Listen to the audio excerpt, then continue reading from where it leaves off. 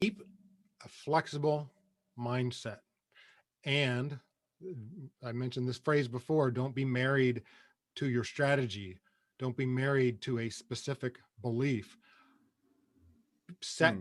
set deadlines and tripwires. So, go forward and and set be open to reassessing your strategy at different points. Say,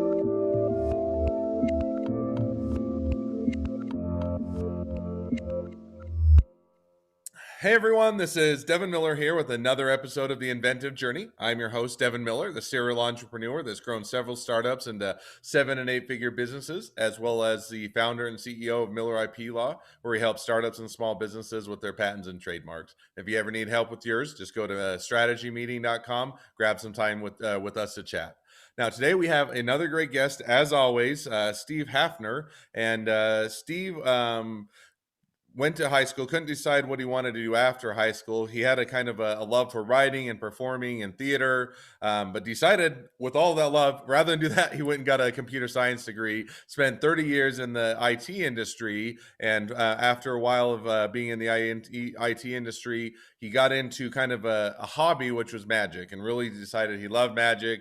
It was fun, and he was going to start to do this start out, I think, as a side hobby, and he can correct me, and then kind of turned into a full-time gig. So started out kind of doing charities and birthday parties. Wondered if he could make a living this, how he would make a living this. So one day he was going into work and decided, sitting in the parking lot, and he heard a song, and he'll let us share a bit more about that. Decided to quit, go all in, and doing the magic and doing trade shows and corporate events and everything else, and then also had to shift a little bit or pivot a little bit with COVID. So without stealing too much of your thunder or giving too much away, welcome on the podcast, Steve. thanks, Devin. It's great to be with you. So I gave kind of that brief high level, run through, but take us back in time a little bit to being in high school, loving reading or writing and performing, and kind of take us on your journey. Yeah, sure. So I was, a little bit of a introvert, and I found that performing was really fun and a way for me to, let myself out and kind of get out of that shell a little bit. And then I found I really enjoyed doing it. So, and creative writing was something I always did ever since I was a little kid. First learned to write, I loved writing little poems and songs and short stories and stuff. So those are creative arts types of endeavors and areas. And then, as you mentioned, I went into computer science because it was the safe and the secure route.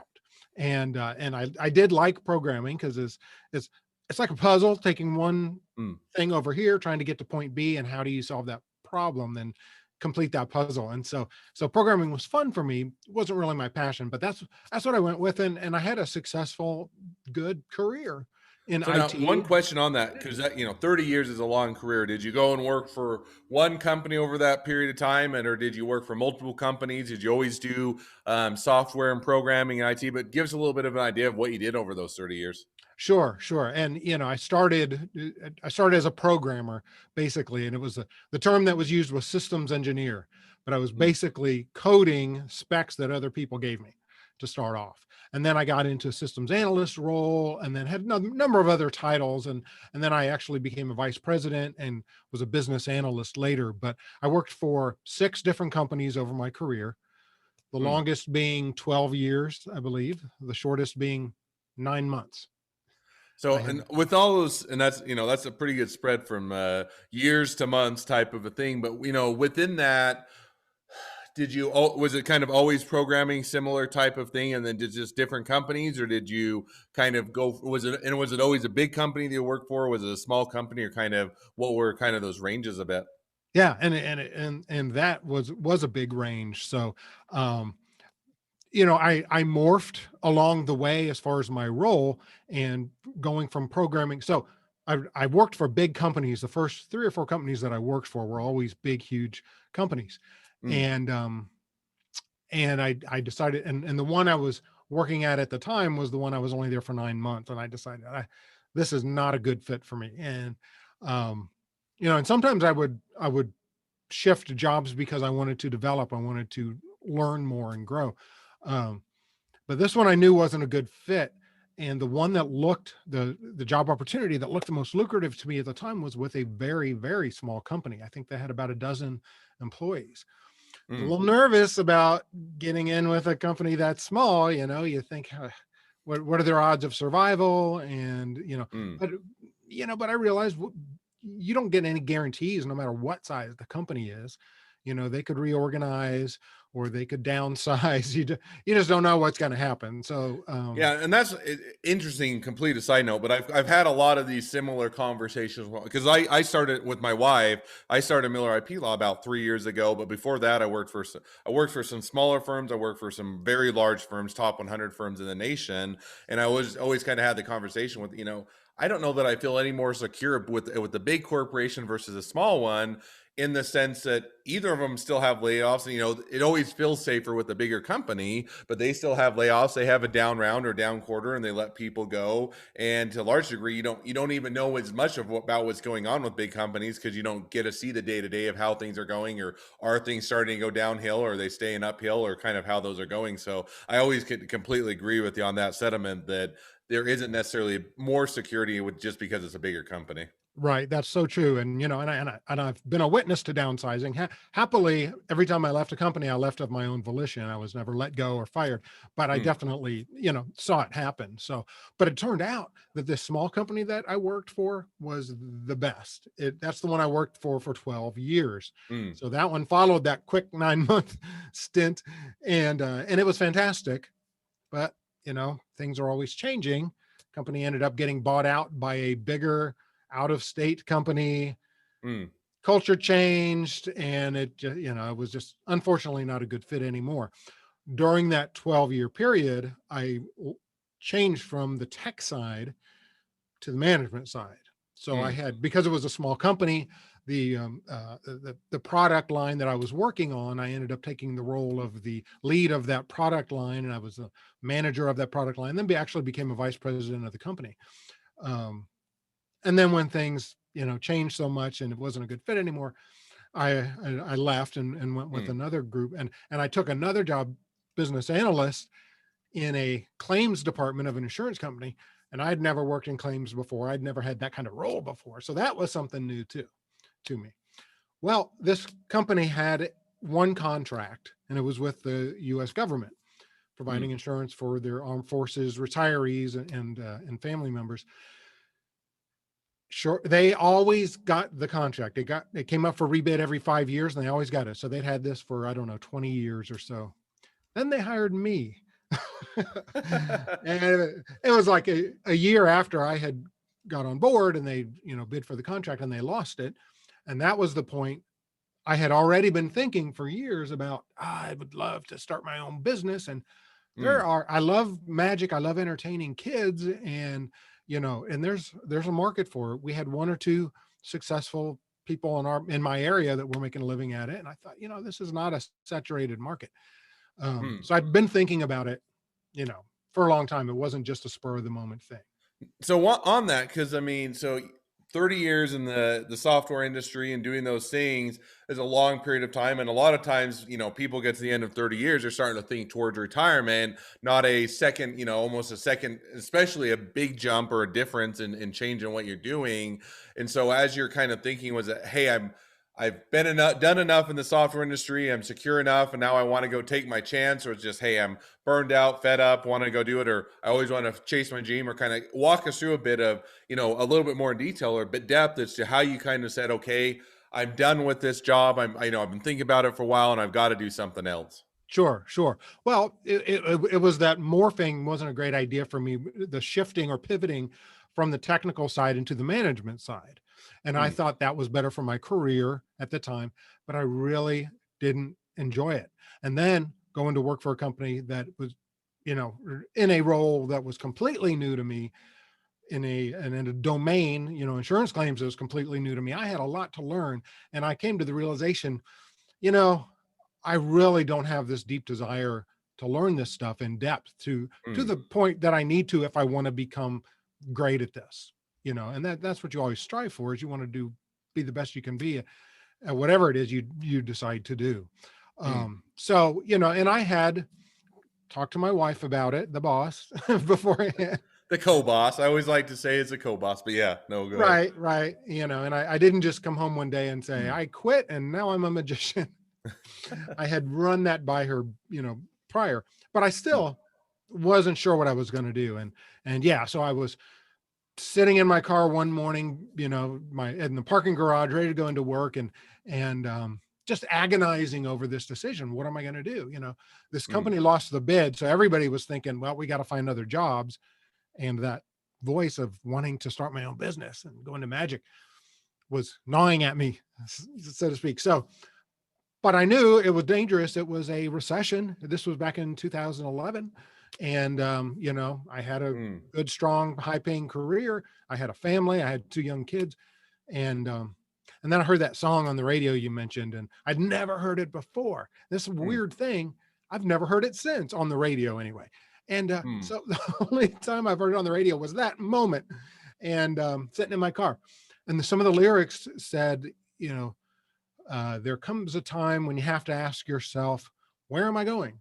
What have I done? Are you taking the rules that you've been giving or mm, breaking the rules with your own decision?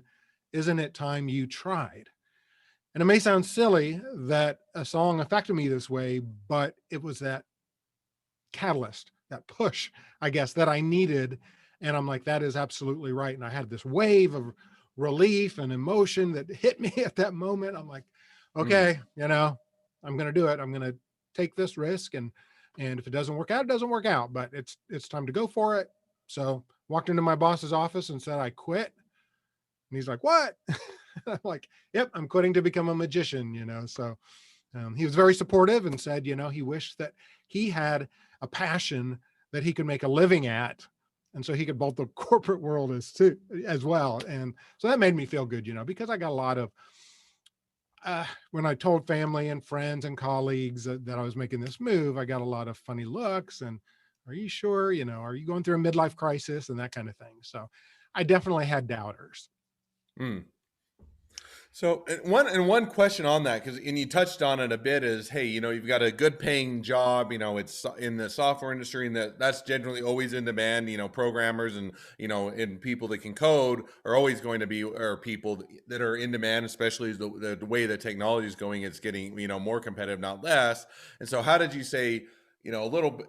I can't. And you can definitely improve. I would be worried, and I'm sure my wife would be as well, that if I'm going into magic, that's not going to be as high a paying. It's not going to be as easy to find work, and it's going to take a whole lot more time and effort to build up clientele or even figure out how to position yourself. So, kind of with that all going through your mind, was it just, hey, I've got to do this, and I've decided to make the jump, and yes, I may take a decrease in pay at least for a period of time, but I'm going to be a lot happier? Or kind of, how did you grapple? Because I think that's what a lot of people do, is you get into a career for a period of time, you're doing well, you're being successful, you're making a good income, and to go out on your own, to start your own business, to chase after your dreams type of a thing, is one that's a bit scary, because you're worried you're not going to have the same income and how you're going to afford everything. So how did you kind of balance or grapple with that?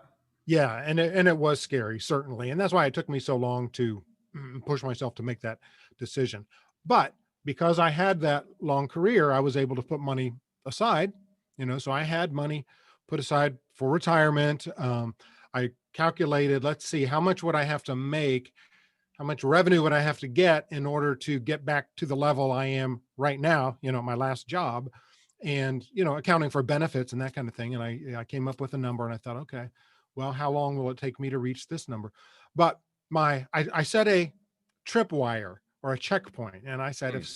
if 6 months goes by and I have not made a dent in this market, and I am not getting business and not heading in the right direction. Now, I didn't expect 6 months I was going to be up to that level of income, of Hmm. course, but I did set that point to check, Hmm. reassess, and I did, and I felt like I was making good progress. So, um, Hmm. but you know, um, it was scary, and you do have to get your family's buy-in with it, because you don't want to do something that has that big of an impact on them, or potential impact on them, without actually talking it through and communicating and being transparent about it first. Hmm. So yeah, but and this is something that I would recommend to everybody: is don't be married to your beliefs, or don't be married to your strategy.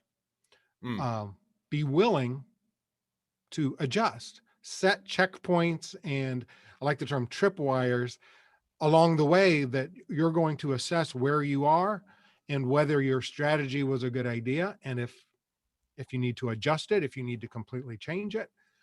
But if you tie your identity to that strategy, it's going to be really, really hard to change it, even if you need to, So, um, oh, yeah, and here's an example of that in my career.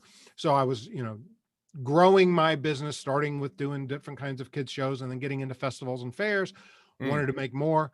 So I got into corporate entertainment as a mentalist. And mm, that's a branch of magic and mentalism that is more psychological illusion rather than the visual mm, magic. And adults really like that.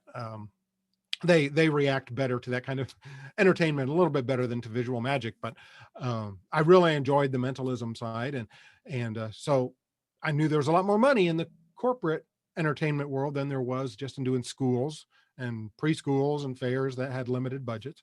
Um, so I went into that, had a little bit of success, not as much as I wanted, mm, and I pivoted into trade shows. So this saga for me was an interesting one, and it lasted a year. So mm, what companies will do is hire. Okay, first of all, they pay tons and tons of money to have a booth at these big trade shows, right? These big ones that are in Chicago and Las Vegas and New Orleans and big industry shows, and they have to be there basically, because their clients will wonder what's wrong. mm, Are they hurting if they're not there? What's going on with this company? So they mm, have to be there, and they're not going to get a good ROI on their big investment at that trade show unless they can attract leads to their booth. And so they will have different types of entertainment or strategies for getting people into the booth. And one mm, great way to do it is hire a magician. And the magician knows your product, your messaging, your branding, and incorporates that into their entertainment. But the people walking by, you're giving them entertainment, and then they have this inherent human desire to give back, to reciprocate. So they will listen to the salespeople. They'll, spend a little time in the booth because they were entertained, and it draws a lot of leads, and you can qualify the leads that way. It's a great marketing strategy for trade shows, but it's a mm, tough sell. mm. Marketing directors just they have a block thinking of magician in my booth. No way. It sounds like a too gimmicky. It's a sideshow. It's, doesn't align with our brand. And so it's a tough sell. And to reach people who are having booths at trade shows, I had to do a lot of cold calling, Hmm. and I hated it. I don't know if And there's very many people that really love cold calling I to know. give a fair, but no, I think that's interesting. So interesting how it a bit evolves, right? So you start out with kind of charities, birthdays, and probably, the issue with that is you either have to do a ton of them and it's always trying to find them and you had to build up a lot of clientele and word of mouth and reputation, which is first hard and second takes a long period of time. So, then you pivoted almost to kind of the corporate side and the mentalist tried to do that, directly. And then trade shows sounds like it was a bit more fruitful avenue, but still had some work to go. And then, almost bringing it up to kind of almost today, then you had, finally started, it sounds like when we chatted a bit before and based on what you're saying, had some success, started doing the trade shows, getting a bit more, clientele and people are doing it. And then you had COVID hit. So kind of now you finally feels like you've started to figure things out and pivoted enough times. And then you have yet one more reason, another thing that necessitates COVID. And I'm sure that a lot of events all across the board, whether it's, the film industry is hurting, the coaching industry is hurting, all of the events, live events, theaters and performers and music. So how did you kind of, when you hit that, what was the kind of, how did you pivot to that or how did you adjust or are you still figuring it out?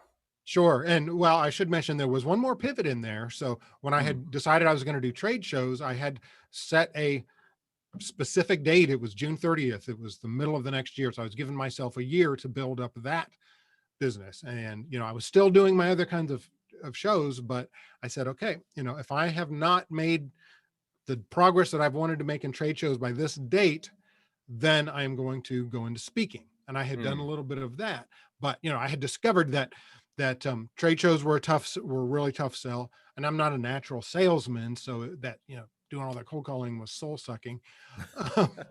And I found that even corporate entertainment's a tough sell, because all of the groups and associations and companies that I reached out to that were having events, most of them, the vast majority of them did not have entertainment. They didn't even have an entertainment budget, but they did have education budgets, and they wanted entertainment, but in the form of a keynote, or other kind of speaking, breakout sessions, whatever. So I'm like, aha, and so I had this whole idea of how to my knowledge of illusions from magic, how I could transform that to help people kind of de-illusion, and all the things that can trick us in a magic show also trick us in our everyday lives and decision making, those types of mental processes. So that's what I decided I was going to go into with speaking. So that's what I have been doing for the last 4 to 5 years. And then COVID hit. All I was doing at the time was in-person speaking. Now, a lot of speakers they do training, they do coaching, they have online courses, they have books they sell. I didn't have any of that. All I had was in-person speaking. COVID hits, wipes it all out. Right. And when I say wipes it out, some of my gigs that I had lined up were delayed, some canceled, but they kept me for 2021, and some eventually went virtual. So trying to think if I actually lost any altogether. I didn't lose any altogether that I know of, but if something gets pushed off to 2021, then you're losing that income for 2020, right? And on top of that, when I'm reaching out and doing my prospecting for 2021, more than half of the groups, and it's usually associations that I reach out to, that I speak to, more than half of them have said, oh, we're retaining our speakers from 2020 because they didn't have them. So we're keeping them for 2021. So they weren't hiring speakers. So it was really difficult to get new speakers at that time. So, I had to kind of reassess, and, I came to the conclusion or the awareness suddenly that speaker isn't really a profession. That's not really who I am. What I am, and I gave myself the title decision performance expert or specialist. I have this content, this insight, this perspective that I can offer that can help people perform better. Speaking is just one way to deliver it. So it was more like a product line rather than my whole identity. So I've been making that shift, and trying to develop other revenue streams, developing an online course. I've got 2 books I plan to release this year. And and even the pivot to virtual was something that I'm still growing in that area. I'm still learning and growing and getting better at it, because I had never done a virtual presentation before, so. And it is a bit different, it does have it's hard to engage the audience in the same way doing virtual performances as it is to do live performances, in the sense that a lot of times, and it's almost whether it's magic, it's presenting, it's speaking, you feed off the audience a bit, right, in the sense of you can gauge if they're involved, if they're enjoying it, if they're laughing, if they're not, or if they're completely tuned out, and you can adjust how you're performing. But with a lot of virtual stuff, you can't gauge that nearly as much. It just makes it so much harder. So I definitely feel for kind of filling that out. And now, as kind of follow up, that kind of brings us up to a bit till today. And now looking to the future a bit, where do you see the next kind of 6 to 12 months headed for you? Well, I do see things are starting to open up. I'm starting to get more inquiries and better responses to my outreach, to events that are coming up in the fall. People are pretty optimistic that they're going to be able to have in-person events, even in the summer. So a couple of mine from last year have pushed a couple of times. They've changed the date that they're going to have their event, and they're planning on having them this summer. So things are opening back up in that arena also. But as I said, I'm developing an online course. I want to have other venues for delivering my content to people and helping people. So I'm pretty optimistic going forward. I think we're going to have this COVID thing licked after all. maybe Hmm. not permanently. I think it's always going to be with us, and things will never go back to the way they were 100% for sure. But the next thing for me is getting adept at doing hybrid events. So being Hmm. on a stage, but also having to present to a camera as well. So you're doing two audiences at the same time, Hmm. and that's going to be more of a thing. And I think that not even in this transition period, from coming out of COVID, but even going on well into the future, I think hybrid events are going to be the thing. Hmm. So No, and I think that it'll be interesting because it's a bit of an unknown, and I have a little bit of the conversation on a bit of a different topic. But what does it look like for just remote, kind of office employees in the sense that are they are they will it stay remote forever? Is that a good circumstance, or is it one of necessity? And you ask some employees, oh, I love it, but on the other hand, is it the best circumstance to get to be effective and to be able to actually get your work done and to be able to interact and collaborate? I think it's a bit to be determined. So it'll be an interesting time to figure out. And I think that, some people will probably go back to normal. Others will be a hybrid model. And some things are maybe here to stay based on that they were good changes in the first place. So it'll be an interesting time to tell. Well, as we start to wrap up, and there's always a lot more things that we could chat about than we ever have time to chat, but I always ask two questions at the end of each podcast, so maybe we'll jump to those now. So the first question is, along your journey, what was the worst business decision you ever made, and what did you learn from it? I would say it was, and is this a decision? The question is, and I talk about decision performance, is not doing something a decision, is not making a decision actually a decision. And my not, and I would say yes. And in this case, it's when I was talking about not diversifying enough, not Mm, having other modes of delivery of my content prior to COVID. Of course, I couldn't anticipate the pandemic hitting, and nobody could, or that it mm, would hit then. I mean, some mhm, people like Bill Gates had talked for a long time about there's a pandemic coming at some point. We got to be prepared. But there's no way that I anticipated anything was going to shut down the speaking industry. you know. mm. But if I had diversified more with the way I can deliver my content, then I wouldn't have had, it wouldn't have been such a huge disruption to me at the time. And I think it would have made the transition a little easier. No, and I think it's an interesting to take. There's always kind of two trains of thought, and who wins out. It kind of seems like it depends on when you look at it. One is that you should diversify and have different, whether it's revenue streams or different products or services you offer, such that if one takes a downturn, it doesn't kill the business. And yet, on the other hand, if you do diversify, then you can sometimes lose focus, and you're not doing anything great. You're only doing some things okay. And so it's always that balance of how do you set up the business to be robust enough to be able to weather the storms and yet also focus enough that you don't die on the vine from lack of attention type of a thing. So who Right. knows where it's going to end up? It's always interesting, and it seems like that there's a lot of possibilities. I think that it'll be interesting. You can also, if it opens up opportunities now that maybe previously weren't, where if it does stay that hybrid model or the virtual or things like that, maybe you don't have to travel as much, or you can reach a broader audience, or people will become more accepting. So I'm just interested to tell, but I definitely agree that figuring out, or how to be prepared as much as you can for the future, and how to diversify is a great way to go. Second question I'll ask is, now if you're talking to someone that's just getting into a startup or a small business, what would be the one piece of advice you'd give them? I would say keep a flexible mindset. And I mentioned this phrase before, don't be married to your strategy. Don't be married to a specific belief.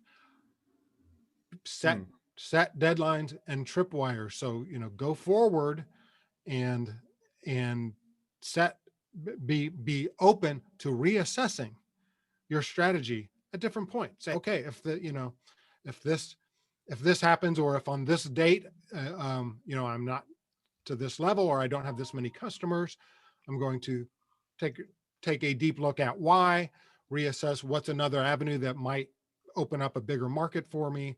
Um, there was a study. I've been reading a great book by Adam Grant. It's a new book called Think Again, Hmm. and it's all about rethinking, and people being flexible, intellectually, and so he talked about this study that was done of over 100 founders of startups. So they had this training for them. None of these startups had made any money yet. And they had two groups, and they both had the same training, except one group had a focus on the scientific approach of treating your strategy as a theory, Mm, and do robust measurement of it along the way.